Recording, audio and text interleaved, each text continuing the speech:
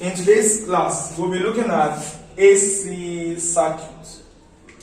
The term AC simply referred to as alternating.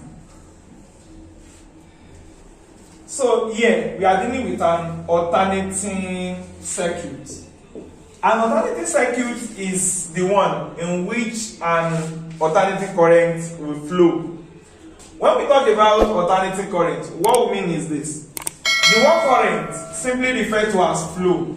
So if you don't really get the meaning of current, you can check the first video that we made on electricity.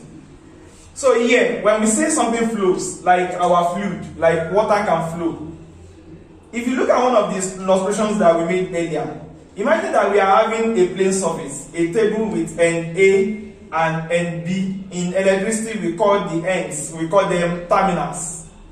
When the two of them, when they have the same height, you remember there is a kind of energy associated with height.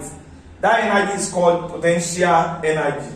Meaning that if the potential energy here equals to the potential energy at the other terminal B, what will happen is, whatever we pour here, even if we pour water here, or we pour electrons here, or we pour charges here, they will not flow. Under what condition will they flow?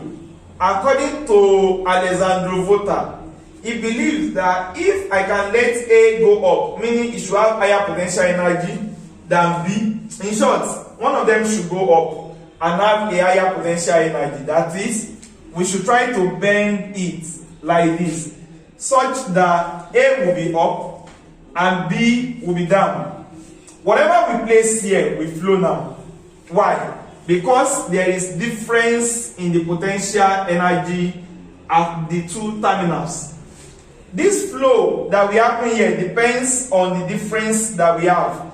So that means that as this guy is going, work will be done. And the amount of work done depends on the difference between the two potential energy.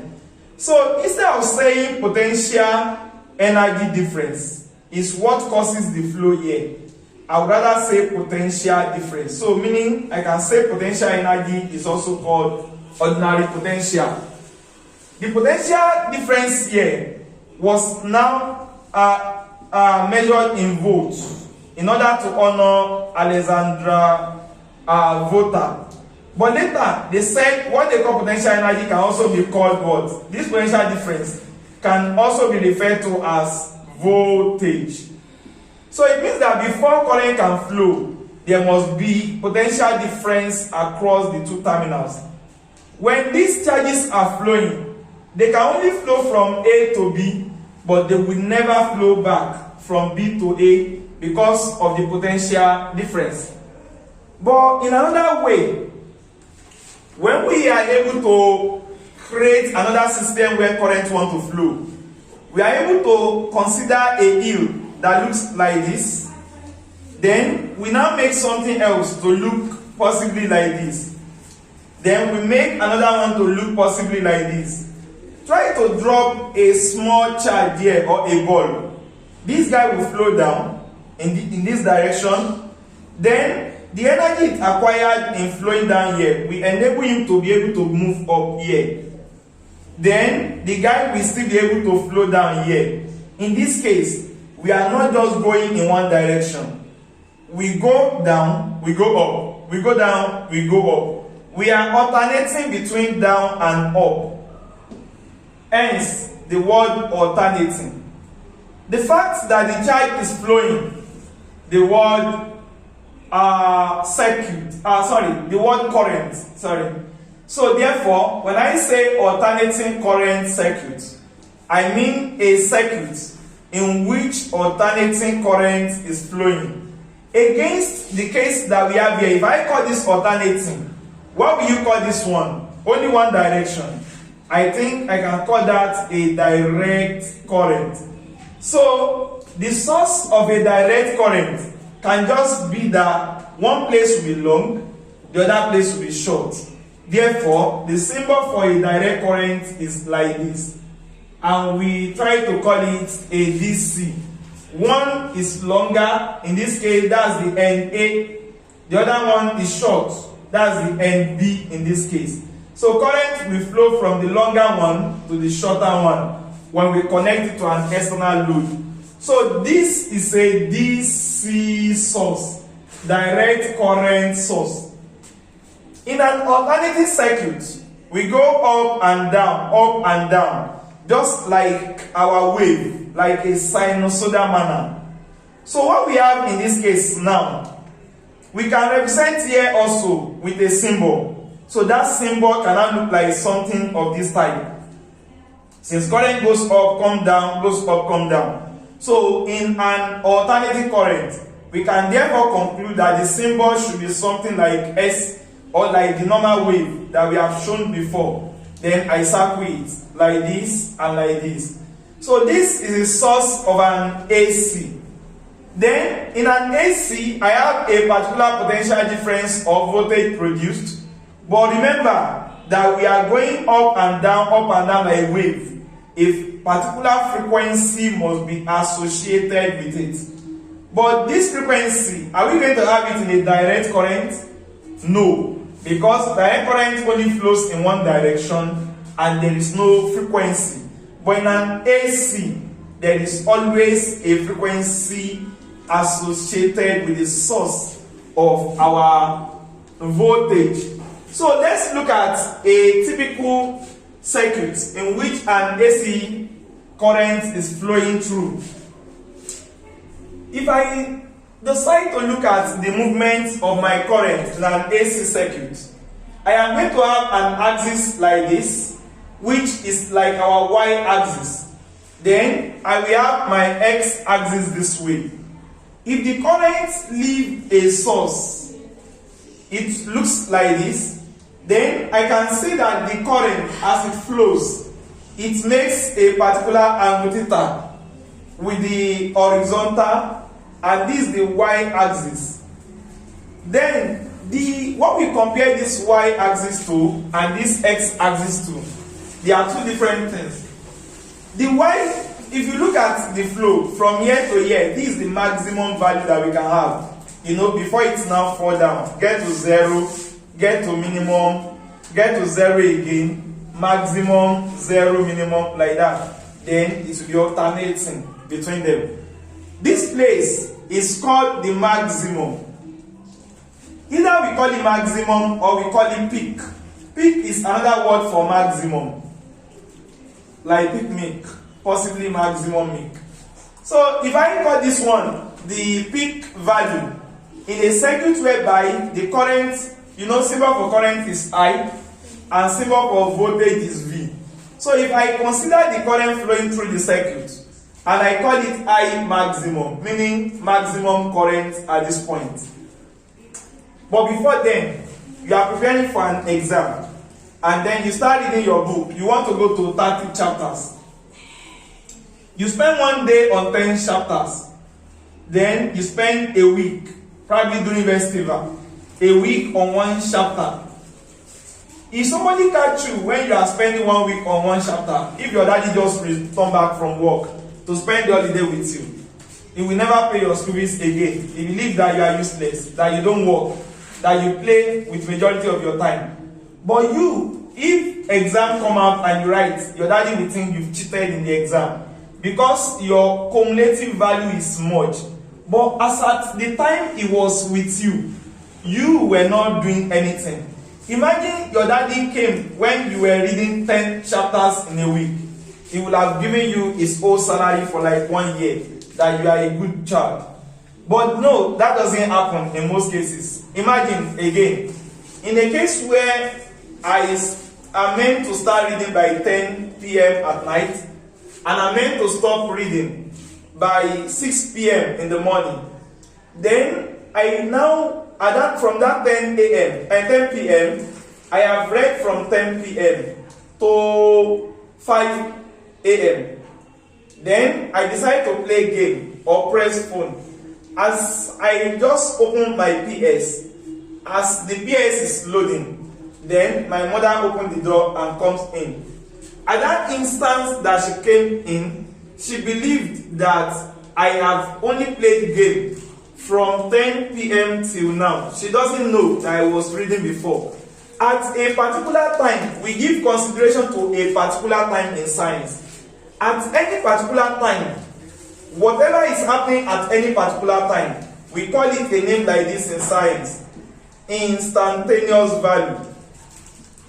So instantaneous value is any value at a particular time.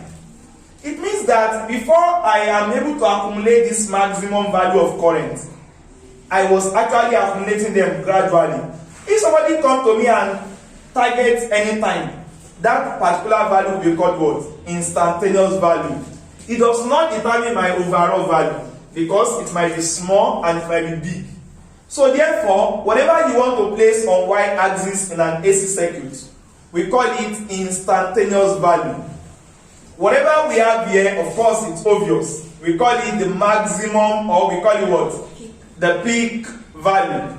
So what I have here now, I am going to call it instantaneous value. If I am working with current, I call it instantaneous value of current. While whatever is here, I call it the peak value. So let me use I naught to denote this. The instantaneous value that we have is the value that we have on the y-axis. Have you now? While the value that we have here is always the maximum or the peak value. So the peak value is I naught or the maximum value. While the value that we have here is the instantaneous value. So if I am considering a graph of current, I will call any value here what?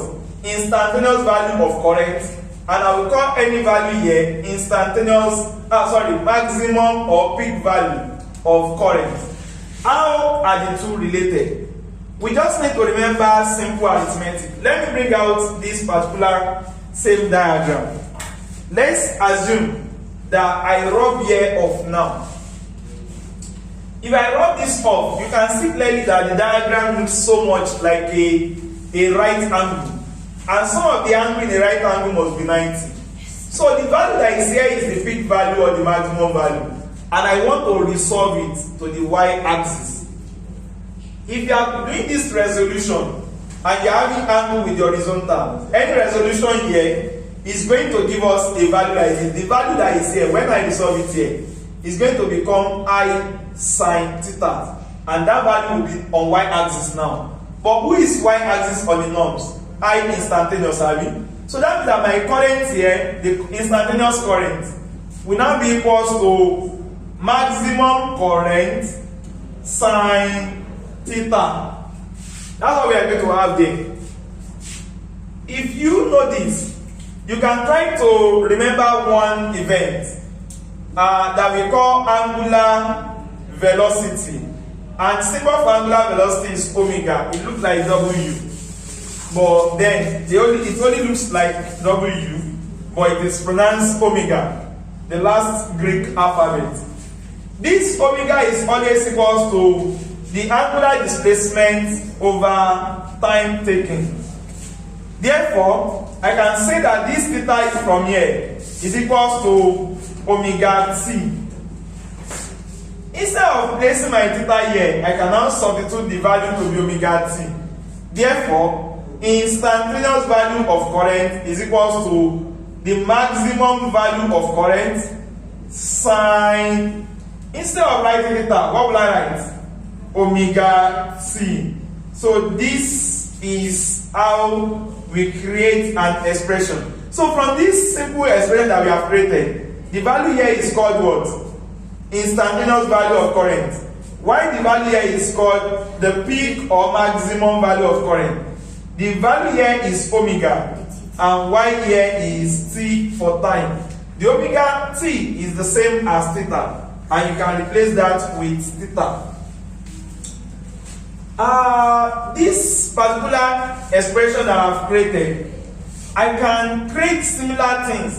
If what is here, I can create the same thing for my voltage too.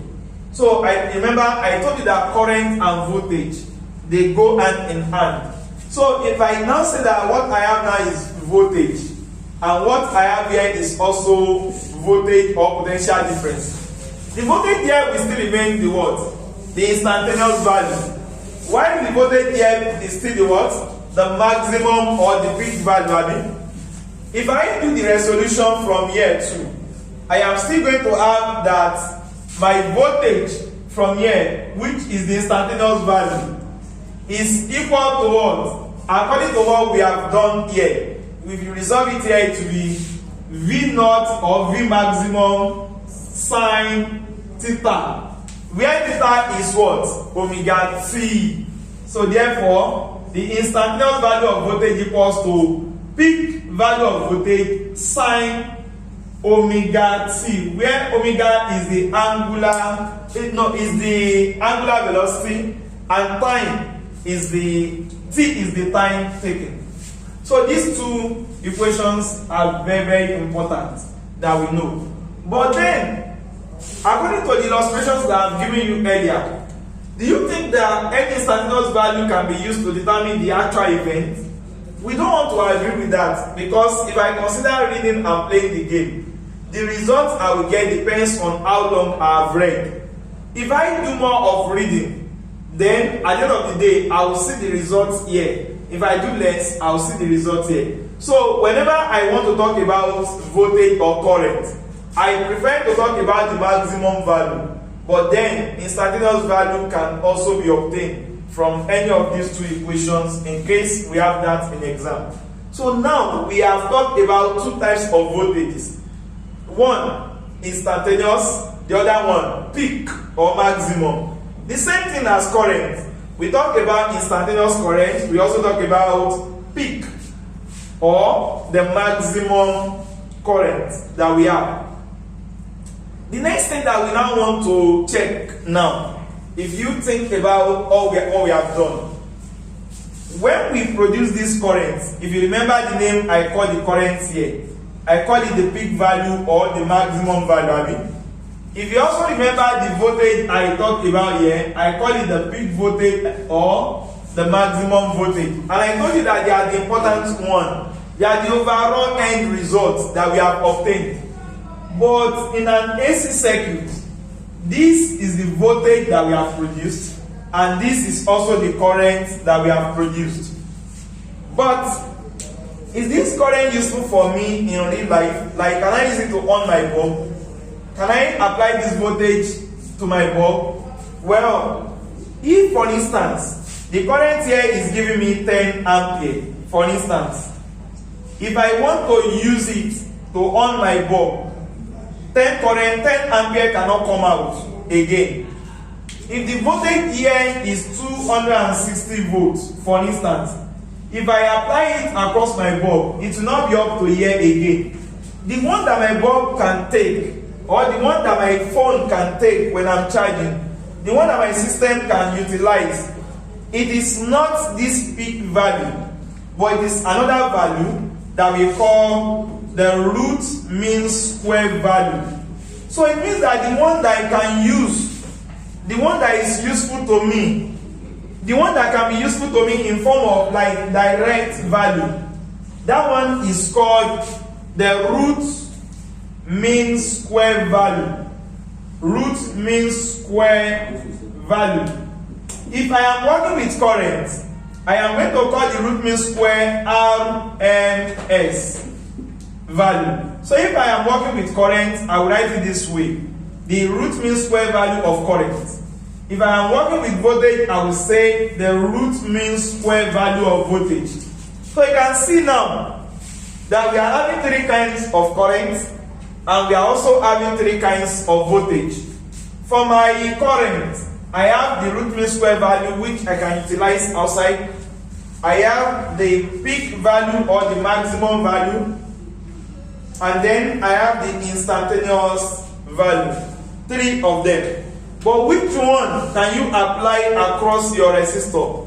The root mean square value, right? How will I now obtain root mean square value? We always get our root mean square value from the peak value. We always get our root mean square value from where? From the peak value. Therefore, if I am looking for root mean square value of current, for instance, just take any given current and divide it by root 2. That's just the answer. So I will just say my peak value of current or my maximum current, I naught, divide by what? just divide by root 2. You have been able to successfully convert this one to root mean square. So if they ask you, for instance, here, that what will be your root mean square value of the current here? What will it be? You will just say your root mean square value of current equals to what? The maximum current over what? Over root 2. And here, the IRMS value of current will now be what? Like in this case, what's the peak value of current? 10 ampere, right? Divide by what? By root 2. So if you look at your root 2 is 1.4. Alright, so here we want to look at the RMS value here of the current here. I told you that what we need to do about the RMS value. How do we get RMS value when we have the peak value?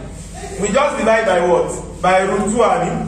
So that is why the RMS value of the current here is whatever value I have for the peak divided by what? By root 2. So then if we try to solve this one, you can press your calculator, or just know that the RMS value will now be equals to 10 ampere divided by what is root 2? Root 2 is 1.4. If you press your calculator, and then 1.4 is like 100 over 14. If you take the point up, then that's like 50 over 7. And you know that, how many are we going to get here? 7 times 7, 49. So we are going to get 9 points. It remains 1. How many 7 do we have in 1? In 10. 1. So approximately 9.1 ampere. So 9.1 ampere, you can see, 7.1 ampere. 7.1. So you can see that the peak value I was having here was 10. The peak value I had here was 10. But now that I converted the peak value into root mean square value, the value got reduced to 7.1. Then we can also try the same thing for the peak voltage that I told you the other time. Imagine a peak voltage of 260 volts. Okay, let me change it to 280 volts. Let me change it to that. If I change it to 280 volts, you can see clearly again that I told you that if I am looking for the root mean square value, what will I do in order to get the root mean square value? I am going to say peak value divided by root 2. Just divide your peak value by root 2. You will get your root mean square value. So here, the root mean square value of my voltage here will now be what? The peak value of the voltage over what? Root 2, I mean. So if my peak value of voltage here is 280, my RMS value will be equals to 280. I told you that root 2 is 1.4. Then, if you try to divide that, you are going to get the root mean square value to be equals to 28 times 100 divided by 14, 1 and 2. So, VRMS will now be equals to 2 times 100, 200 volts. So, this is what you are going to get. Now, what do you notice about the two of them? Your root mean square value is always less than your peak or maximum value. Either for the current or the voltage, the value is always less. So that is all about the relationship that we have between the root mean square value. We talked about 3 kinds of voltage. We talked about the peak value of voltage. We talked about the root mean square value of voltage, and we also talked about instantaneous value of voltage. The same thing goes for current. We talked about 3 kinds of current. We talked about the peak value of current, the root mean square value of current, and we talked about the instantaneous value of current.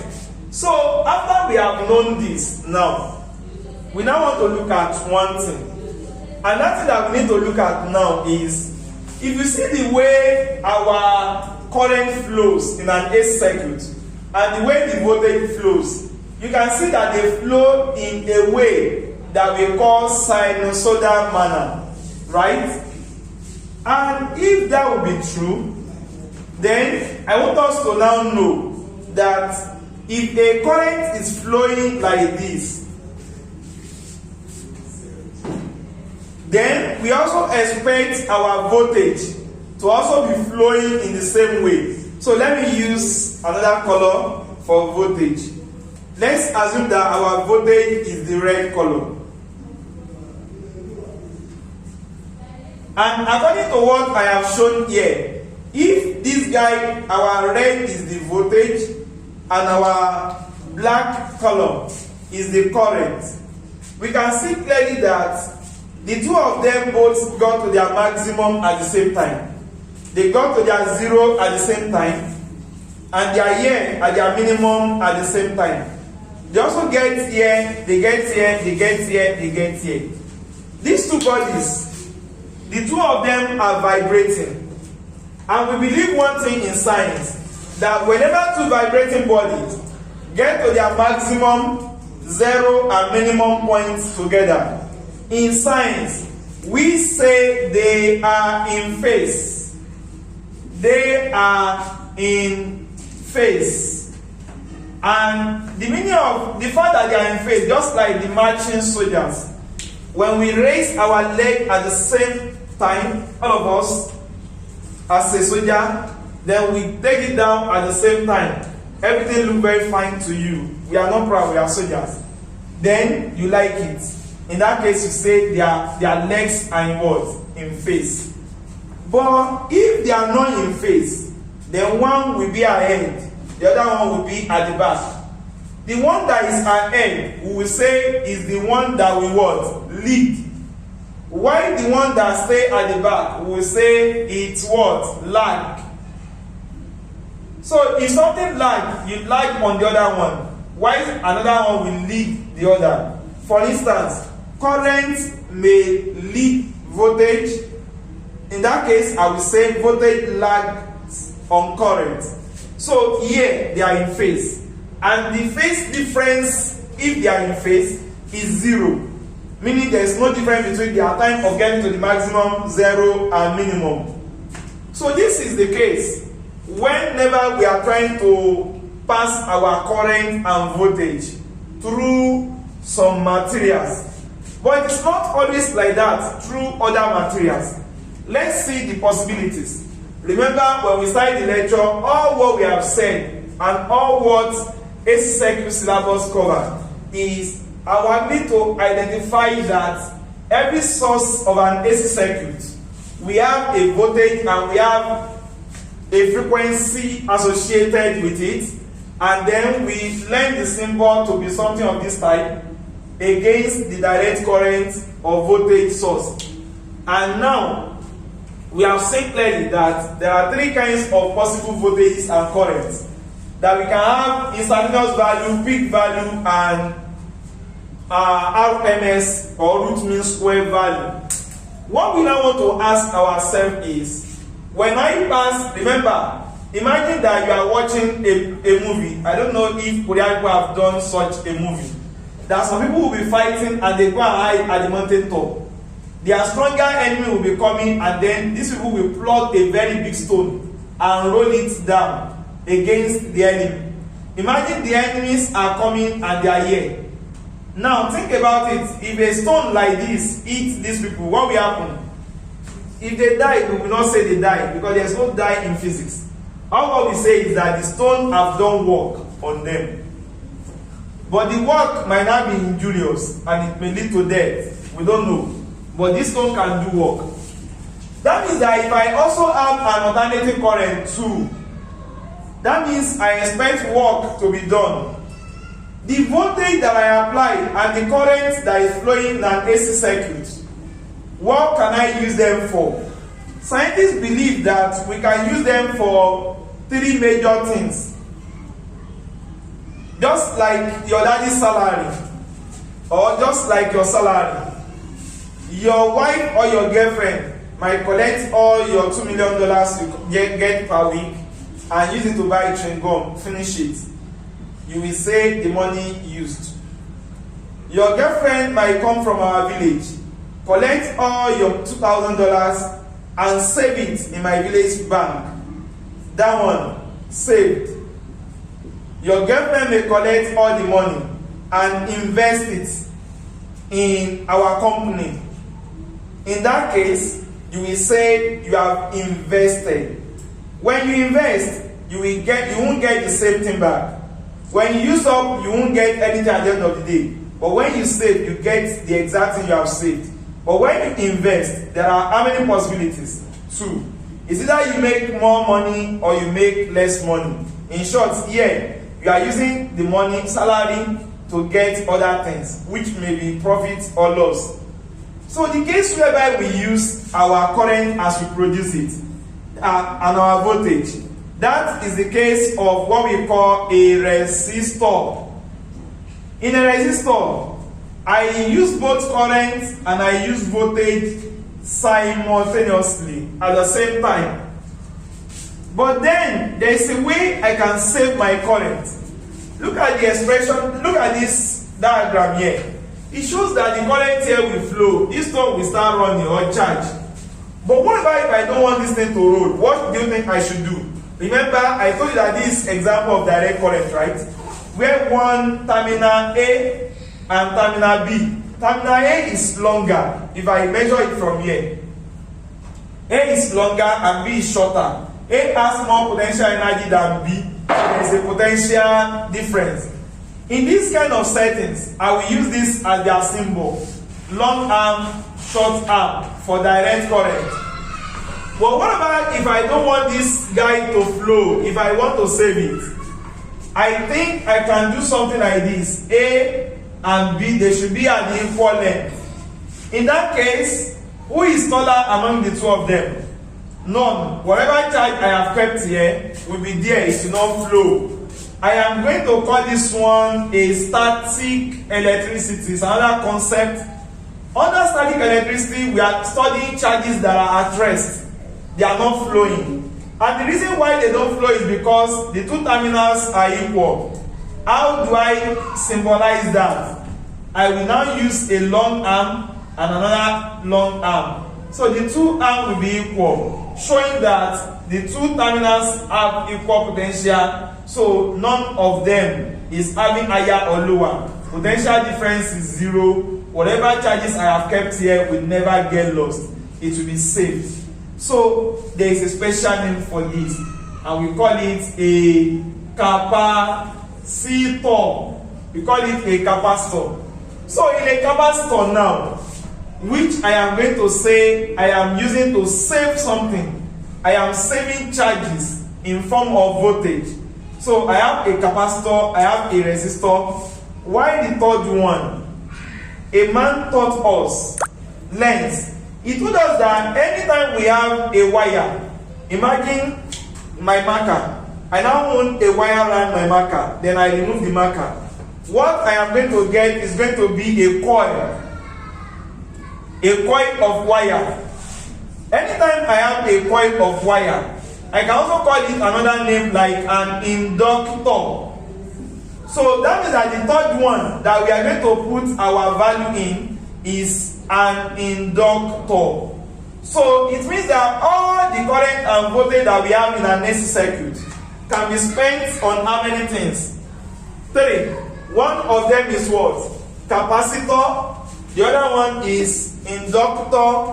And the other one is resistor. So therefore, I have a resistor. And the symbol is R. Then I have a capacitor. The symbol is C. Then I have an inductor. And the symbol of an inductor is L. So these are the 3 things that we use the current and voltage that we get in an AC circuit to do. So when we look at the 3 of them in an AC circuit, we now call it RLC circuit. But then we need to look at each of these things. Each of them is an electrical appliances. But what do they do? Looking at what they are used for. If I have a resistor is just any electrical appliance that opposes that offer operation to the flow of current. So meaning that what a resistor will do is to oppose a current. Are you know? So in an AC circuit where I have my resistor, my resistor will be consuming voltage and current together. And if it's consuming the two of them, remember the way we always have our current to flow. Our current always like flow like this.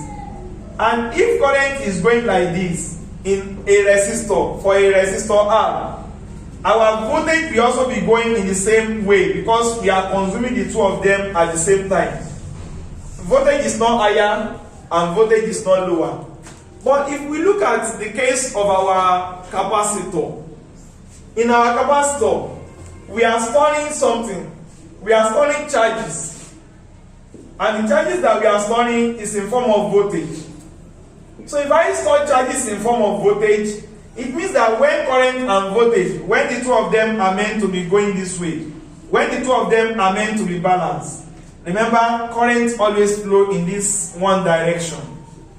When the two of them are going in this direction, and somebody now withdraws some current, some voltage, will the voltage be high or lower than this? Of course, it will come down.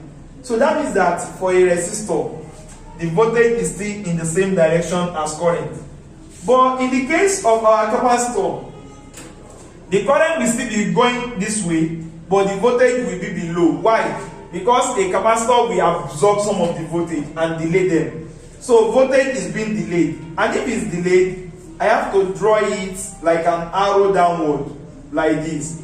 So the voltage in the case of, that is the current here, all the current pass this direction. For resistor, capacitor, and inductor, the three of them pass this direction.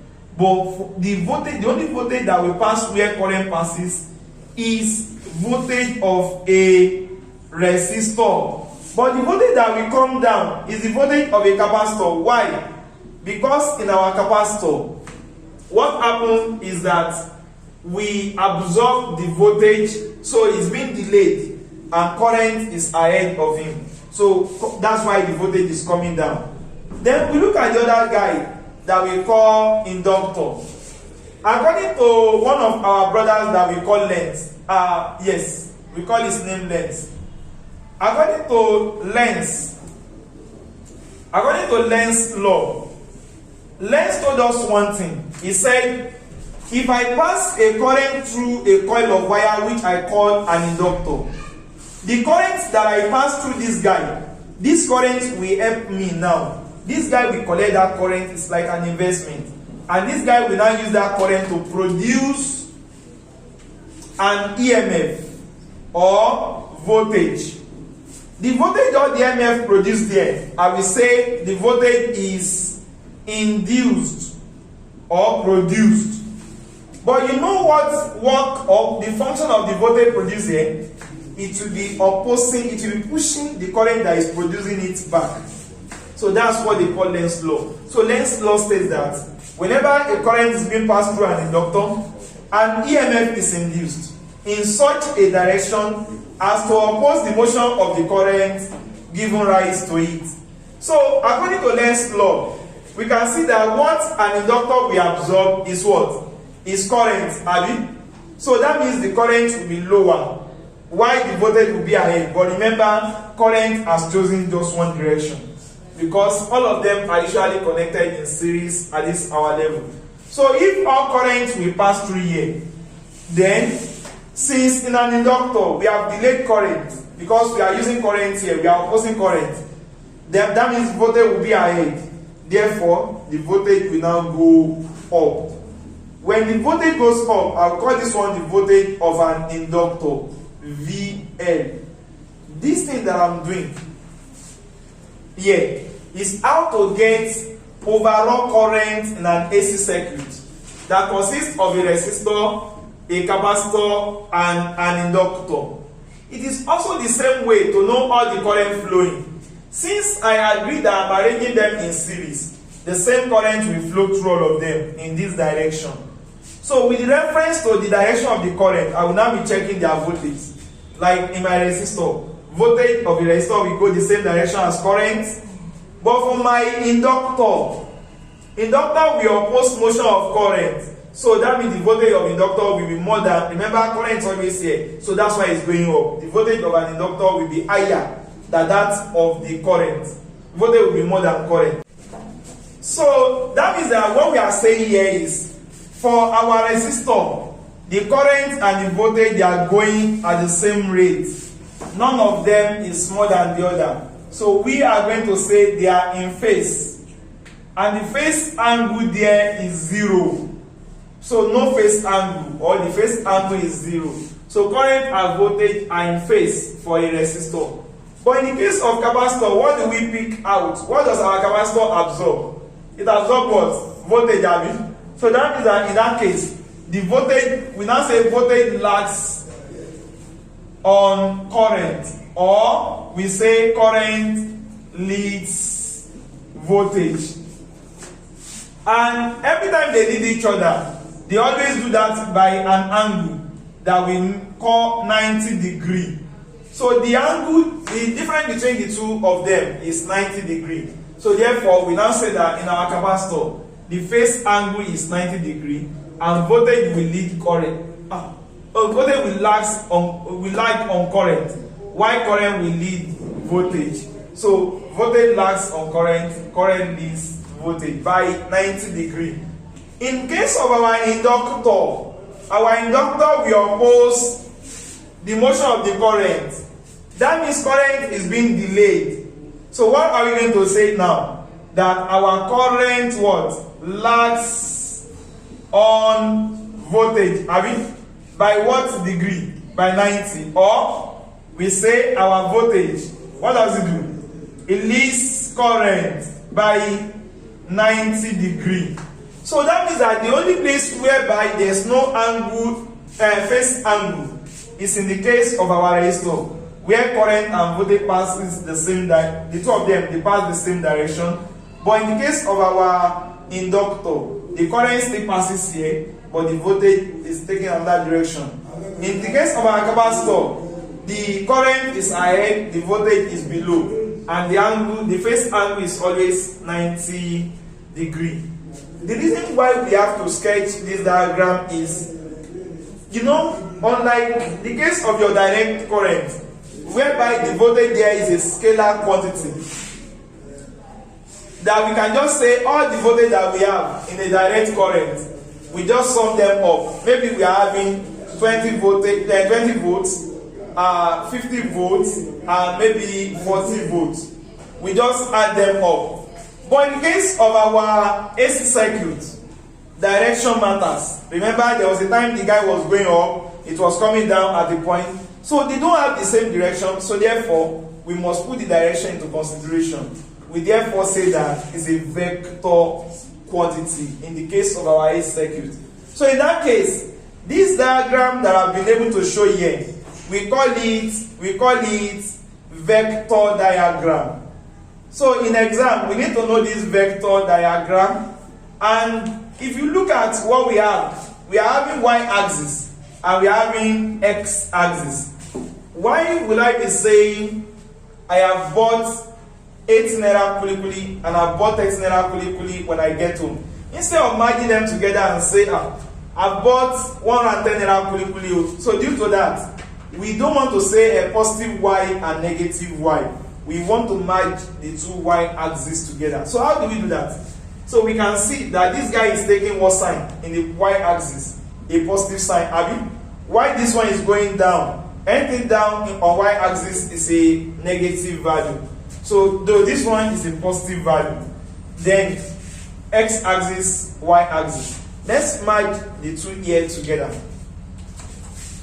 So the way to merge the two of them together is by reconstructing the y-axis to just be only one.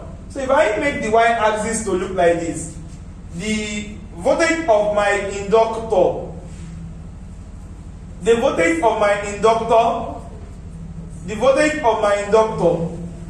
is taking a positive sign, while the voltage of my capacitor.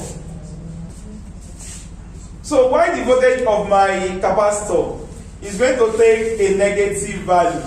So therefore, if I have done this, I have been able to successfully merge the y and the x axis together. So then I can remember what is here, the voltage of my resistor.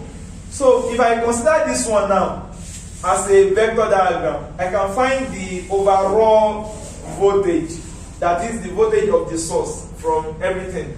So by combining this diagram, I can complete the parallelogram. So it will look like a right angle triangle. The side here is my VL minus VC, and the side here is my VR. How do I get this part?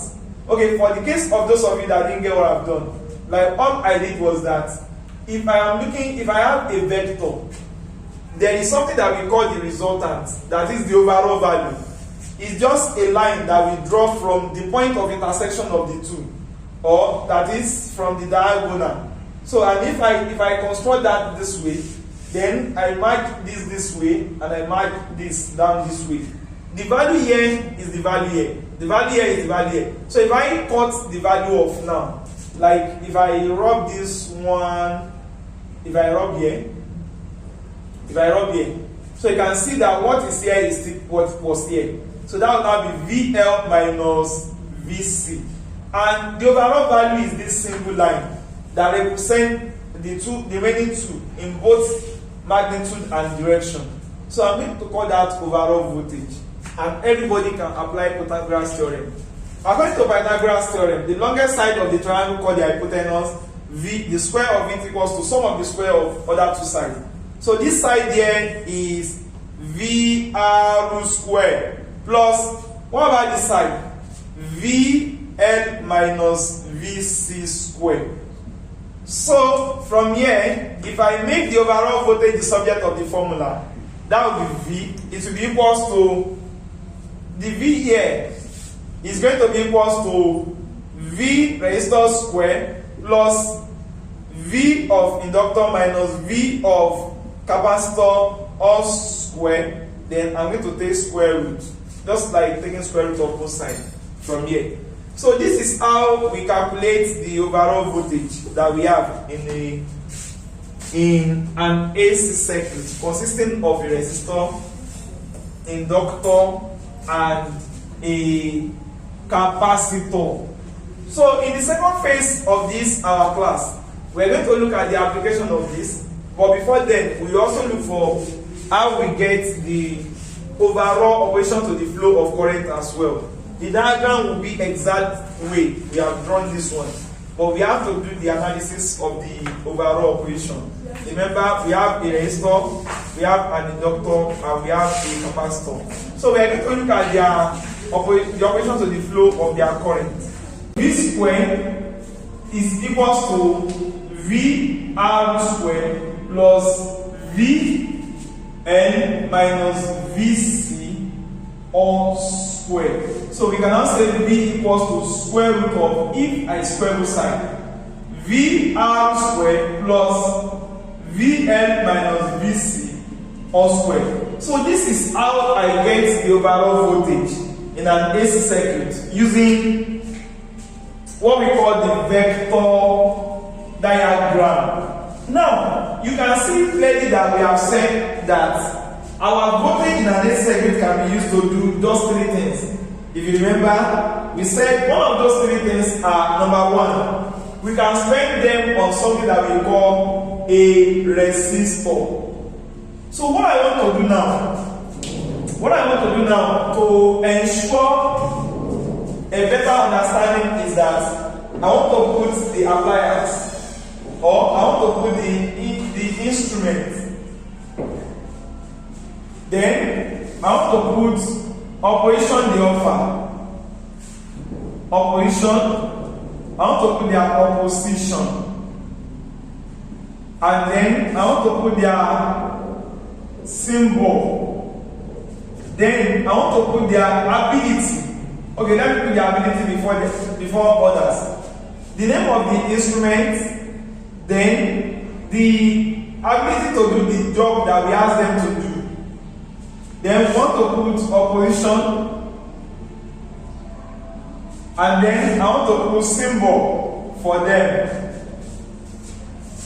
Now, the first one I want to talk about is resistor. The resistor, its ability to offer operation to the flow of current is called resistance. At the same time, the operation is still offered is still called resistance. And the symbol is always R. Why for the second material that I want to talk about, I want to call the name of that one a capacitor. Ability of a capacitor to do its function, to store charges, is what we call capacitance. The symbol for capacitance is C.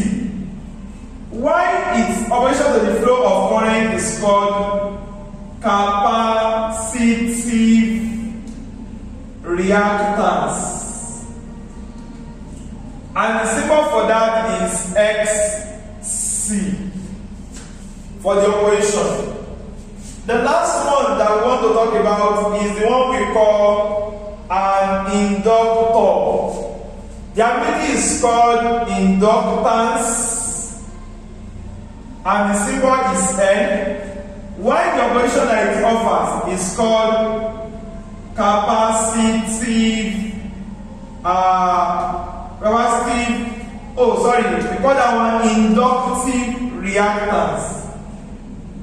Inductive reactance. And the symbol is XL.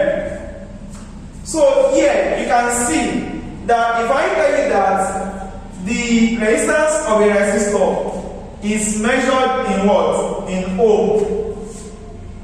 The capacitance of a capacitor is measured in farad.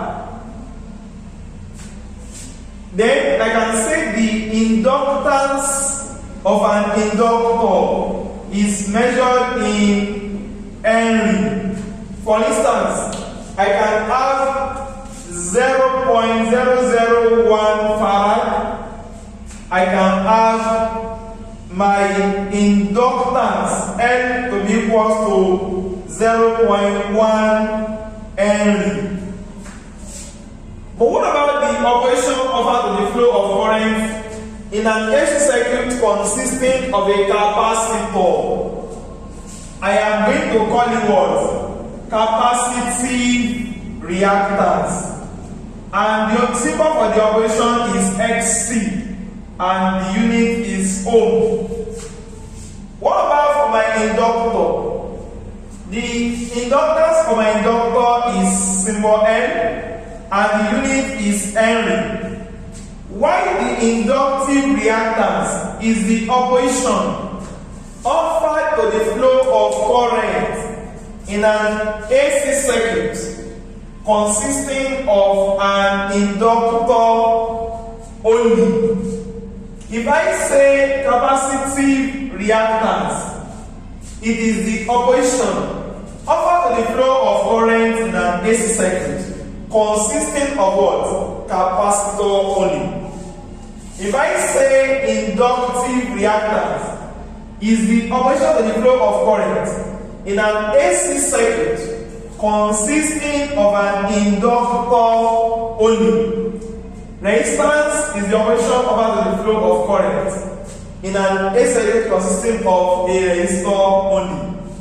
So that is that the unit of inductive reactance is also ohm. Then I want to talk about another one, but that one is going to be like, my surname is Sulaiman and my mother have a child called Olalekan. If somebody in my school call Sulaiman to come and collect money, my brother will make attempt, and I will also make attempt. So you can see clearly that these two children, they have common surname. If you tell us to come and collect cake, one of you should come and eat cake, I will run, my brother will also run. If you look at these two guys, you will see that both of them are reactants. If I use the word reactants, I might be referring to only a capacitor. I might be referring to only an inductor or or both of them.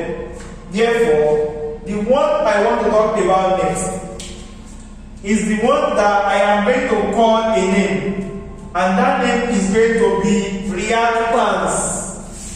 If I use the term reactance is an operation. So don't let me put it under instrument. Let me just put it here. Let me put the term reactance here. The symbol of reactance is X. You can see that both capacitive reactance and inductive reactance, they can be here. If I tell you reactance, three things should come to your mind. Maybe capacitive reactance or inductive reactance or both. Therefore, the symbol is this common symbol to them, X, and the unit is also O. Why? Because it is an opposition to the flow of current. In an AC circuit consisting of a capacitor and an inductor or both. Once again, reactance is the operation over the flow of current in an AC circuit consisting of only an inductor or only a capacitor or both inductor and a capacitor together. So the symbol is what? X, and it is also measured in ohms. What about another case whereby I now have a resistor plus an inductor, or a resistor plus a capacitor, or a resistor plus a capacitor plus an inductor. These three conditions that I have here, what do you notice about them? R is common to everybody. Since we have R in all of them, if I have R and inductor together, resistor and capacitor, or resistor, capacitor and inductor, I am going to call this a name, and that name is going to be impedance. Impedance is the overall operation, so it is also measured in ohms. It's symbolized as Z. So when we say impedance is the overall operation of the flow of current in an AC circuit consisting of a resistor and an inductor, or a resistor and a capacitor, or a resistor, capacitor and an inductor. When we have all the three of them, what we call it is impedance. When we have two, what we call it is an impedance. When we have these two, what we also call it is an impedance. So when I say impedance, it is the overall operation of the flow of current in an AC circuit consisting of a resistor and an inductor, or a resistor and a capacitor, or all the three. Resistor must be there before you call it an impedance. If it does not contain the term resistor, it is not an impedance.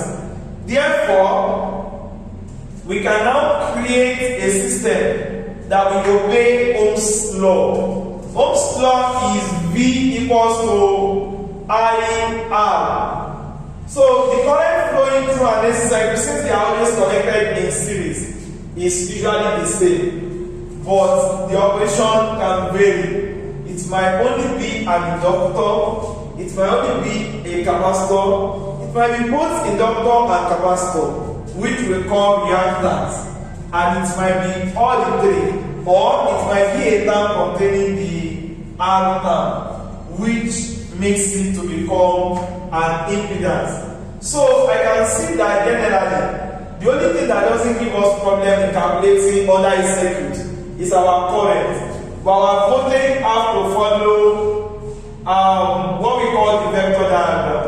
Our overall operation that we call impedance Z must also follow the vector diagram. So what we just do here is that after we have seen all the terminologies that we have here, how do we relate this and this to the operation?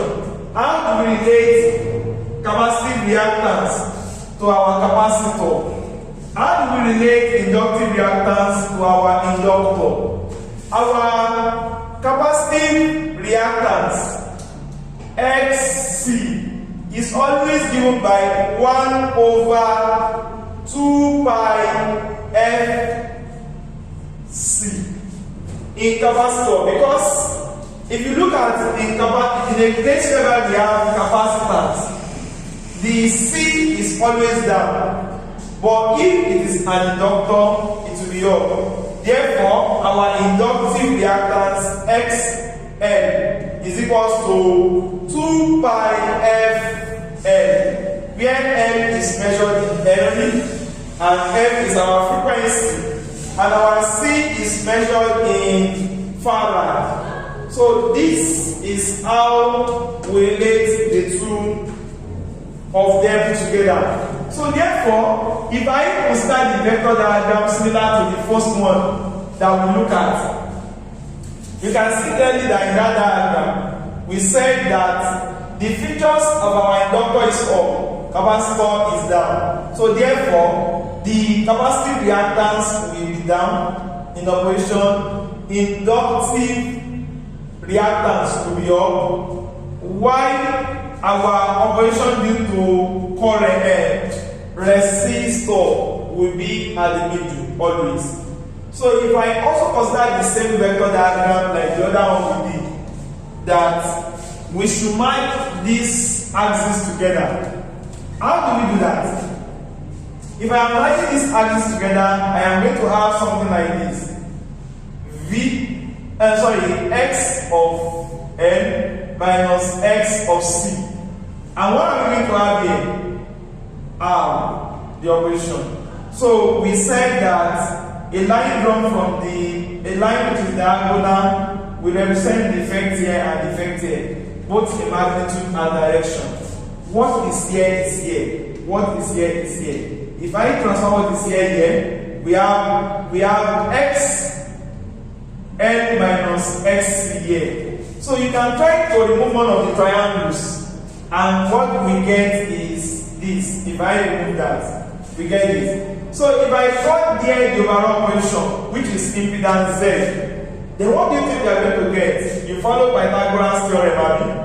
Then we have Z to that square equals to square of here and square of here. R square plus XL minus XC all square. So Z equals to square root of R square plus XL minus XC all square. So this is how we get our overall operation to the flow of current in an AC circuit.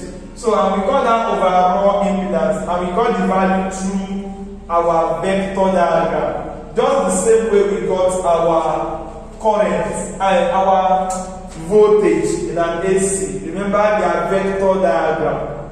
So most questions under this topic, they require us to draw our ability to draw those diagrams accurately. So in the next chapter of this work, we are going to see how to solve problems, and that is very, very important. So like the channel, subscribe, and put a good comment.